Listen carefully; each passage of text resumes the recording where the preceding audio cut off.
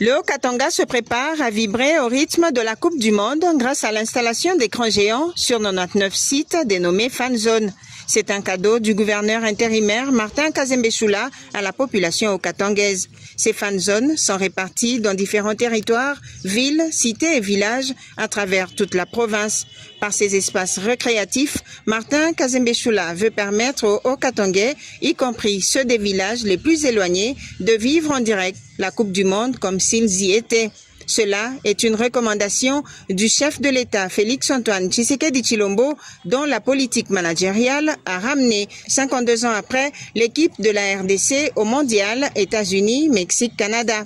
Ce mercredi 20 mai 2026, le projet d'installation et de planification des travaux a été présenté au gouverneur Martin Kazembe-Choula en présence de son ministre des Sports, Max Pandé, et de ses conseillers. L'un des membres de l'équipe devant gérer le projet, Abel Diour, a expliqué le fonctionnement des fan zones qui seront particulièrement développées dans les grands centres comme Lubumbashi et Likasi. Chaque site sera équipé d'écrans géants et de tous les accessoires nécessaires afin d'assurer la retransmission des matchs de la Coupe du Monde dans de bonnes conditions. Au-delà du football, ces fan zones seront également des espaces d'éducation citoyenne et de cohésion sociale. Des messages d'éveil patriotique, de paix, de vivre ensemble et de lutte contre le banditisme y seront diffusés à l'intention du public. Le programme prévoit également plusieurs activités culturelles et éducatives. Des panels de sensibilisation, des concerts de musique, des journées traditionnelles destinées à valoriser la culture congolaise, ainsi que des spectacles de comédie seront organisés avant et après les matchs.